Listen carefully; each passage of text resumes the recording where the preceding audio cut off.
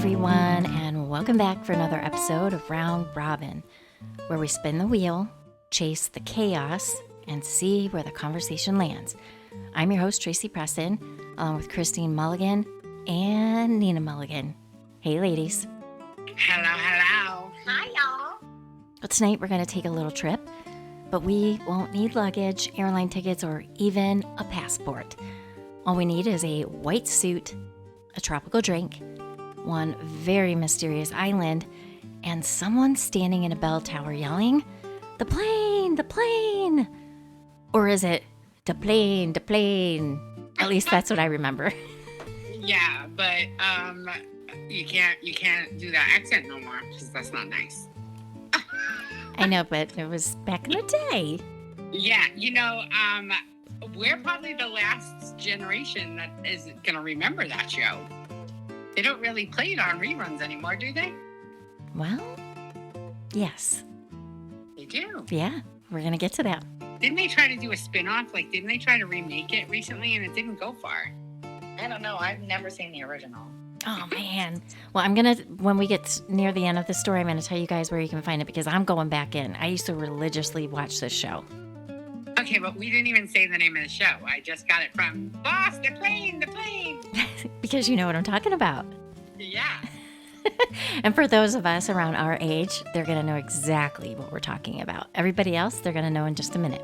I was reminiscing recently about television shows I watched when I was a little girl, and this was one of them. Just hearing that name took me straight back to that time. There was something about that opening. The plane arriving over the water, the bell ringing, Mr. Roarke standing there in his perfect white suit and tattoo bursting with excitement, and that made you feel as though something extraordinary was about to happen. Of course, it usually did. Now tonight we are returning to the original Fantasy Island.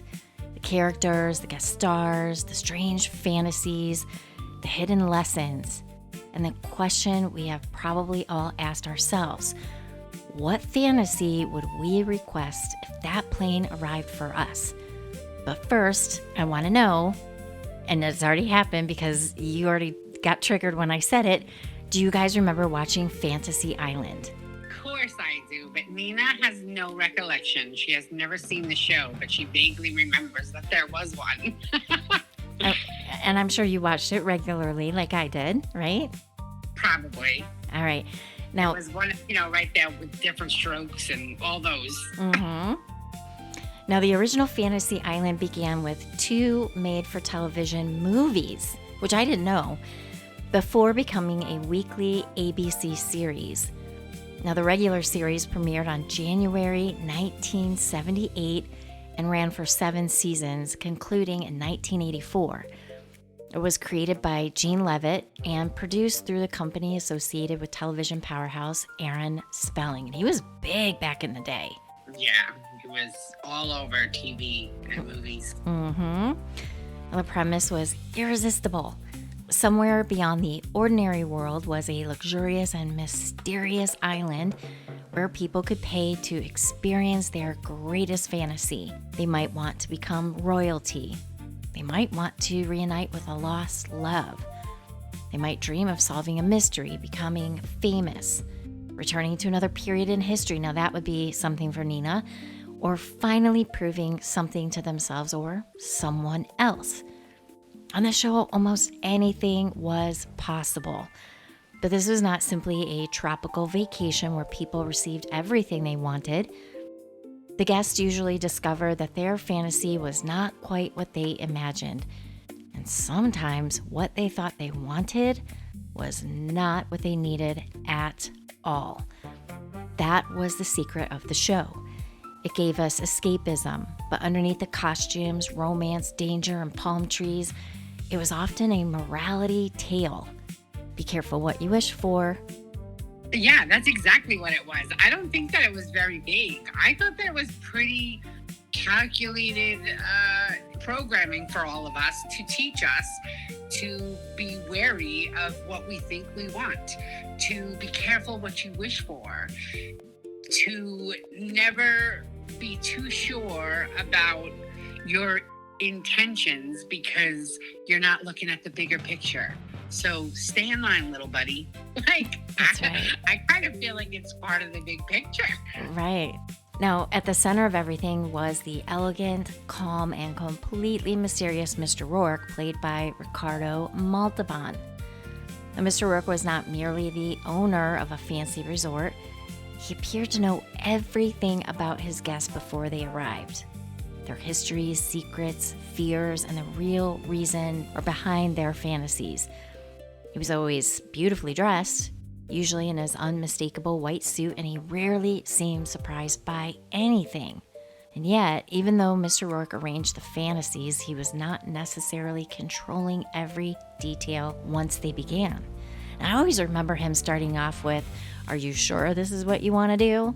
Yeah. Well, that's like the golden genie rule. It's like you really have to be very specific on exactly what you're asking for.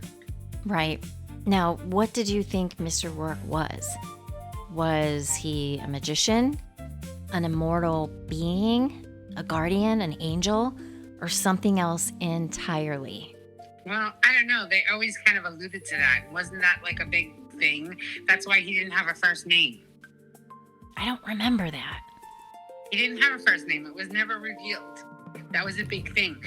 Kind of to insinuate like he was a fallen angel, which much like other television shows of that time, like, oh God, what was the one with, what was her name? Andy McDowell? Andy? No, not The Andy Flying McDowell. Nun? No, the one where the Highway to Heaven, is that what it's called? Is that what the Michael show is Landon. Michael Landon. Touch. No, Touched by an Angel. Touched by an Angel. With What- the British actress. But wasn't that Michael Landon from Little House on the Prairie? Yeah, I think he was in He it. was in it originally too, I think. Oh. But also with the gospel singer, the old black lady actress, she was like really good and she had a beautiful voice. I believe she was a singer also. Oh God, I don't It's not remember. ringing her a name. bell. Oh, she always had gray braided hair. Oh, come on now, baby. That's Cicely not how- Tyson. Much like Touched by an Angel, which was also a show of the same time, where they, like Della Reese and Roma Downey, they would go to all different places where angels were needed, but everyone around them didn't see them or know them as angels, but the TV watcher would know. And then somewhere during the end of the show, when they were going to help somebody, Roma Downey's head would light up like as if she had a halo on. Do you remember that show? Mm-mm. Not at Oh all. my God. What? No. Yeah, well, basically, it was they went through and helped people as angels, right? So that's kind of what was the thematic television storyline back then. So Mr. Roarke always fell in like, is Mr. Roarke an angel? Is he a fallen angel that helps people see, that they should just be happy with the lives they live and not worry about things that didn't happen or people that passed, because that was some of the fantasies that people would have, is that to have another night with their beloved, you know what I mean, that passed on, or a missed love match, you know what I mean, where if they have that big romantic fairy tale and find the person of their dreams, only to find out that their best friend at home was really the love of their life. And Right. they should have wanted that.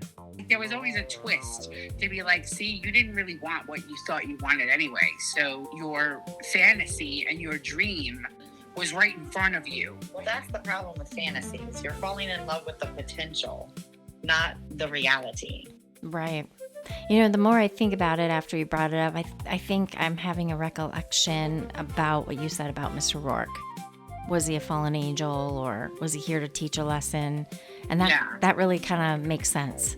Well, that's what I vaguely remember them talking about back then. But that was like all of the shows. That's why I brought up that other one, Touched by an Angel, or even there were other ones that I can't think off the top of my head, but they were all kind of like that. They were trying to teach us to enjoy the little moments, which I really think is the larger picture thing. Right.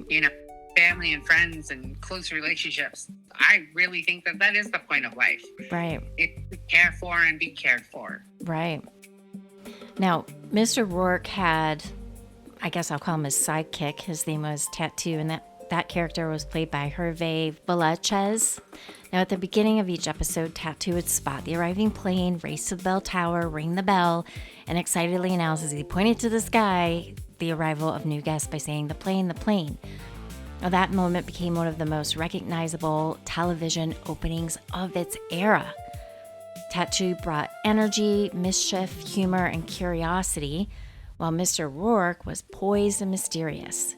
Tattoo was often expressive, excitable, and eager to know exactly what the guests had requested. And the contrast between them was perfect. Mr. Roarke would give Tattoo one look, and Tattoo and the audience knew that a particular fantasy might be headed for trouble. And then he would always say, "Smiles, everyone, smiles." Do you guys think Fantasy Island would have become as memorable without Tattoo? No. I agree. Now, part of the nostalgia surrounding Fantasy Island is not only the program itself, it is the way we used to watch television. There was no streaming. There was no pausing the episode because someone needed a snack. There was no watching 6 episodes in one night, no binging like we like to do now. You had to know when your program aired, be home, claim your place in front of the television, and hope no one changed the channel. Now, Fantasy Island aired on Saturday nights after The Love Boat, giving viewers a full evening of glamorous locations, romance, comedy, celebrity guests, and escapism. Both programs are associated with producer Aaron Spelling, and both became known for bringing in a remarkable parade of familiar television and movie stars. What television program from your childhood was true appointment television in your house? Touched by an Angel, Fantasy Island, Different Strokes, Good Times. Moving on. What was it? The Jeffersons. Oh my God, like all of those. Oh my God, you take the good, you take the bad, you take them both, and then you have The Facts of Life. Yeah, all of those. Solid Gold. Oh yeah, Solid Gold. Don't forget Soul Train. Soul Train was Yeah, but I didn't watch that. American Band. What about, yeah, Floridians. right?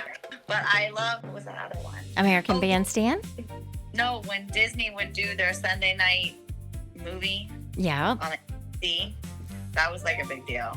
Also, American Gladiator was a great show. I remember one of those Sunday night Disney movies was The Apple Dumpling Gang. Oh yeah. That was a big one. Don Knotts.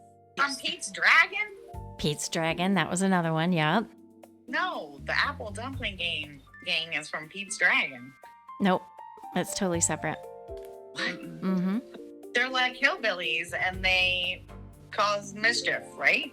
Not the Apple Dumpling Gang.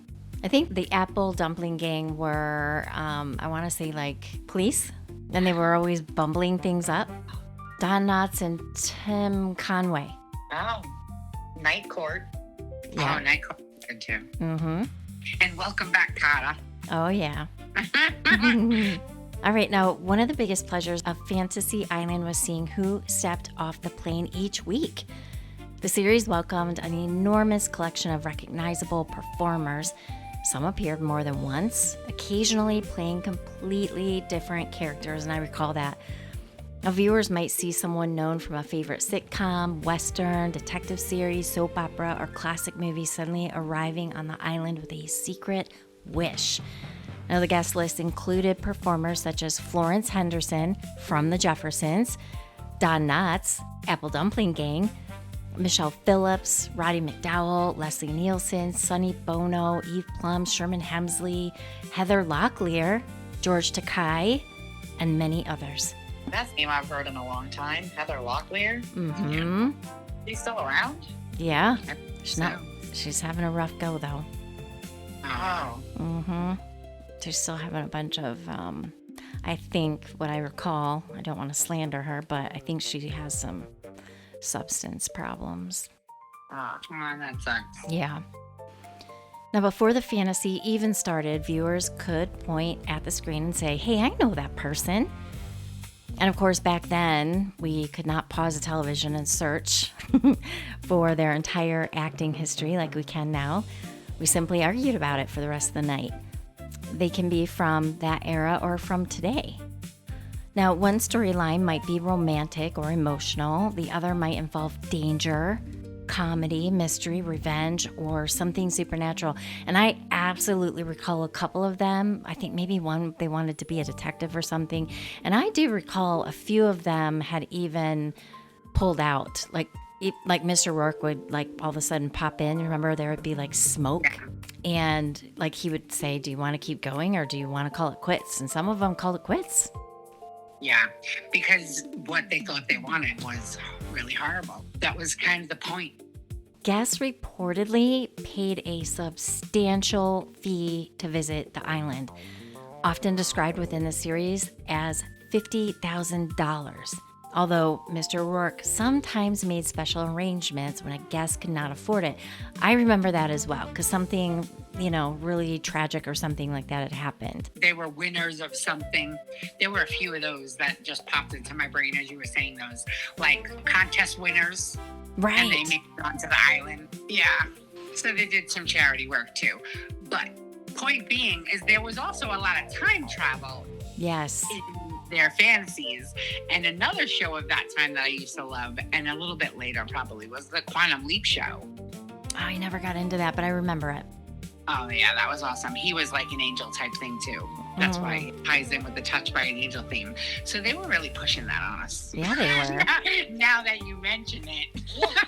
I don't remember anybody asking my consent. Right. Asking my permission. Here you go, touching me, Mr. Angel. That's right. All right, now it's our turn to step off the plane. So here are the rules. You are allowed to request one fantasy. It can last for one day, and you cannot simply ask for unlimited money. You cannot change another person against their will. And because this is Fantasy Island, your wish will probably contain a lesson you were not expecting. So Christine, what fantasy are you requesting? That's really hard for me because it would definitely of course my brain automatically starts thinking of the most altruistic possible fantasy, because I'm the type of person that my own satisfaction wouldn't be enough to keep me entertained. I like to see others succeed and win. So I don't know. It would have to be something altruistic. I don't know. Maybe you want to be Mr. Roarke and grant the fantasy. That would be awesome. That would be cool. Yeah, I'll go with that. Okay, I can see you in the white suit. Me too. I already know my fantasy. Is it arable? Thank you, Miss Mulligan. All right, now what hidden lesson do you think Mr. Roarke might build into your fantasy? Well, that doesn't work because now you're Mr. Roarke. Yeah, but the thing is now he would be teaching me how to always encourage people to really find the joy in every moment. Well, and also setting your boundaries, because as a person who's always trying to guide other people and people who come for advice to you, you also have to protect yourself and make sure that you carve out time to make sure that your mental space is healthy. That would be the lesson for Mr. Roarke. Yeah. There's your lesson, Mr. Roarke. All right. Yeah.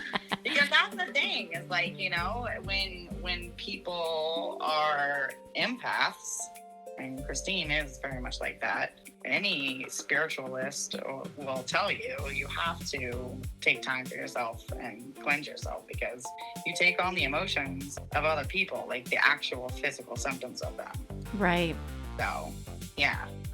Her in that role would require her to be true to her boundaries and make sure she's taking care of herself. Right.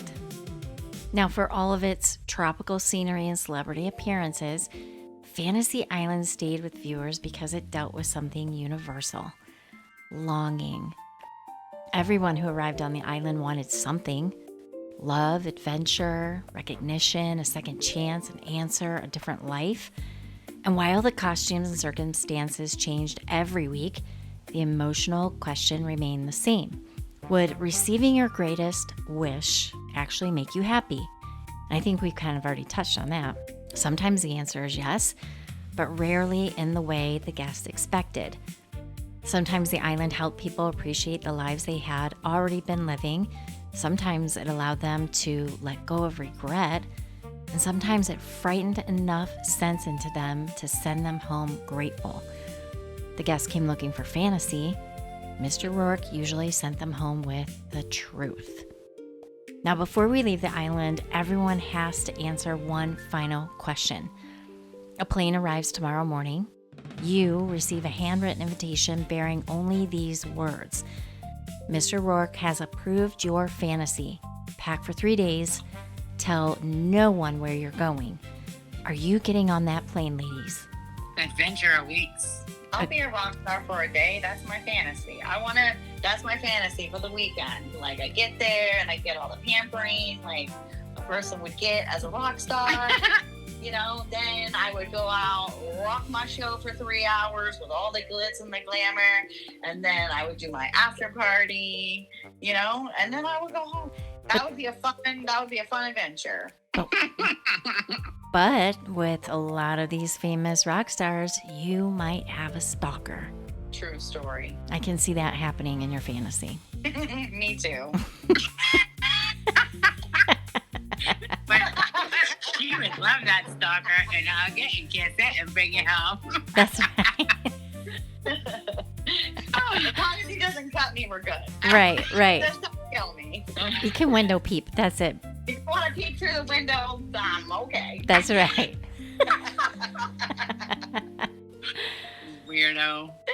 That's why you married me. That's right. All right. Well, that's all I've got for you today. Now, how about we get into our Woman of the Week? You didn't say what your fantasy would be. I don't know if I have a fantasy. I mean, I guess I have a longing. I have 2 longings, actually. So if I was to do it now as an adult, I'd want to see my dad because he's been gone now for over 20 years. And then I would want to be able to see my brother and sister who passed when they were babies, right after they were born, because I had a very vivid dream, maybe about 6 months, maybe a year after my dad passed. And it was the weirdest thing because my dad is always a very serious person. And I saw him sitting at a table. He was I could see his face, and he had the biggest smile I've ever seen. It was almost creepy. Like, how like on a horror movie, someone smiles real big, like the smile stretches up to the ears. Like it's scary. It's a scary smile. He had like one of those on. His smile was so big. And sitting in front of him were 2 children with my color hair. One had short hair, and I interpreted that as a boy. And the other one had long hair like I did when I was a little girl. So I interpreted that as my brother and sister. And I remember looking at my dad, and I was saying, "Dad, are you okay?" And his face went stony solid, like the smile went away. And he looked at me, and he did that thing like, a Catholic priest would do. Like he made the cross with his hand from top of his head to his chest. And what is it, left or right to left? I never can get that right. But he did that. Is it left to right? Yeah, with your right hand.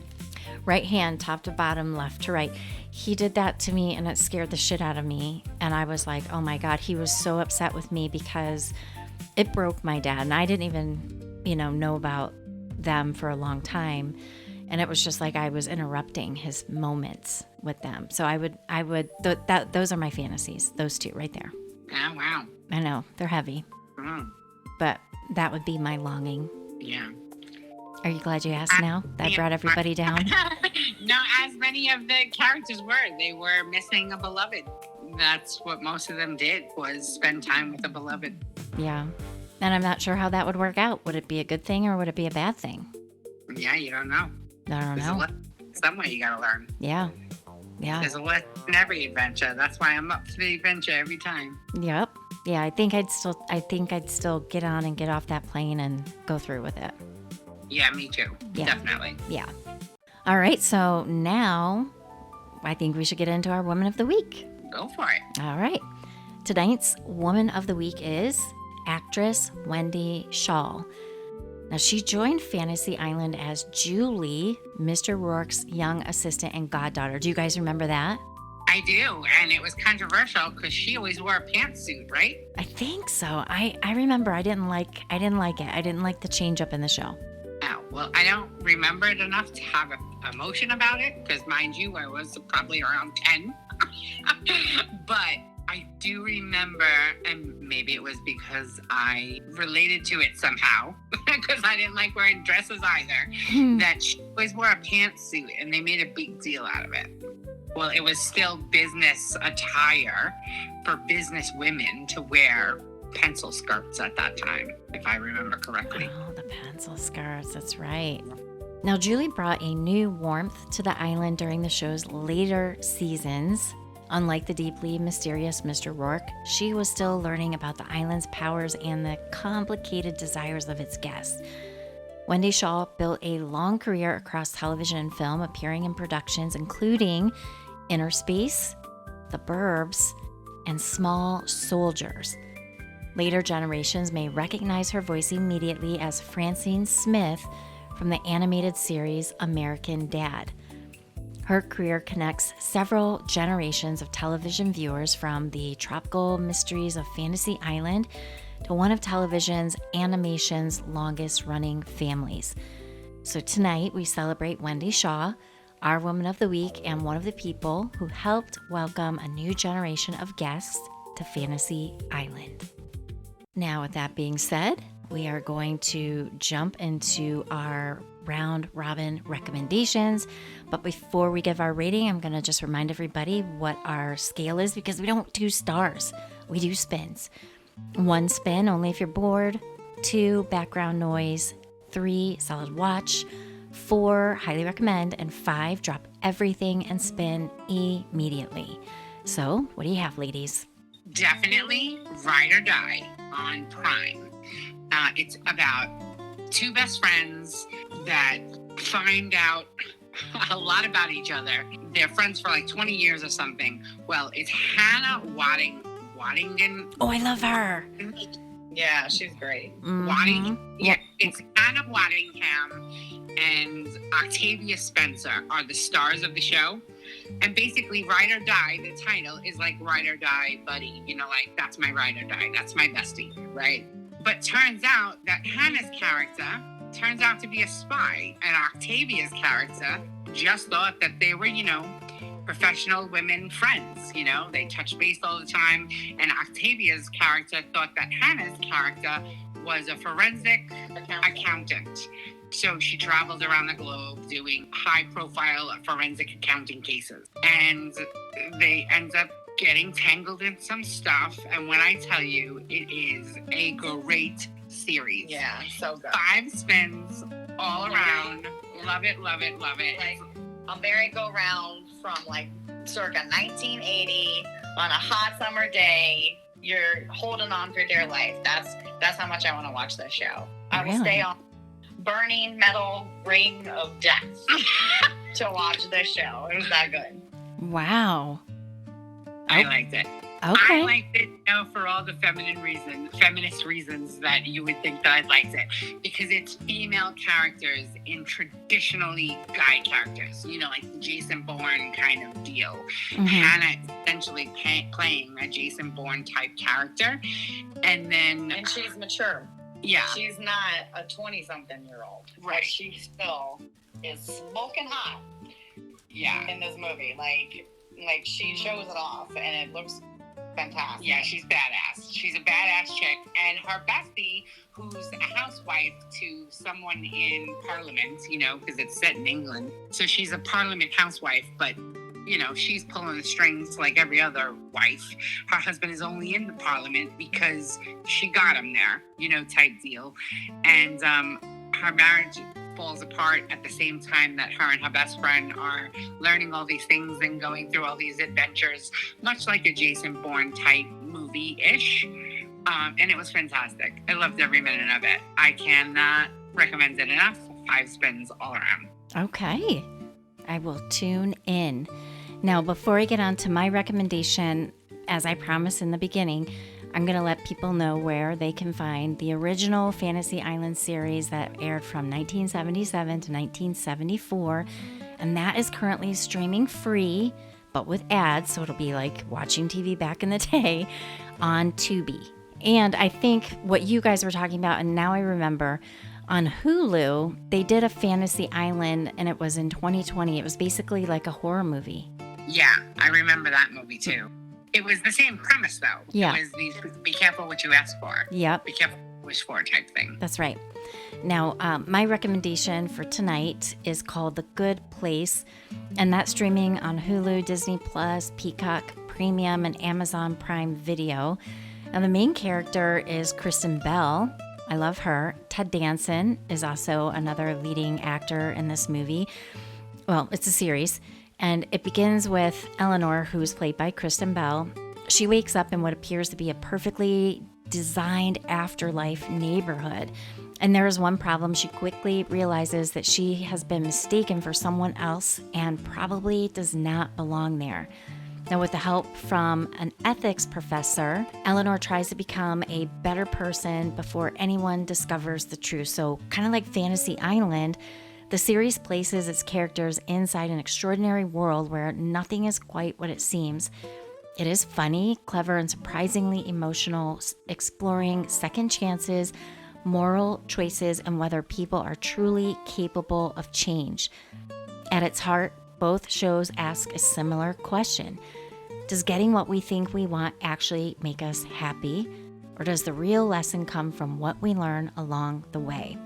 The Good Place is a wonderful companion to tonight's nostalgic trip to Fantasy Island for its brilliant writing, wonderful cast, surprising twists, genuine heart, and clever exploration of what it means to become a better person. And I'm going to give The Good Place 5 spins also. Yeah, it's a good show. I never fully got into it, though, but I think I've seen like the whole first season. All right, everyone. Well, that is our show today. Thank you so much. Please rate, review, and leave us a positive comment wherever you listen to our podcast. Christine? Smash all the buttons, hit all the stars, give us all the likes you can. Like and subscribe everywhere you listen to us, because we want you to keep on coming back. That's right. So thank you for joining us on Round Robin today, and we will see you all on Friday for F-Bomb. Have a great week, everyone. Bye. Bye. Bye.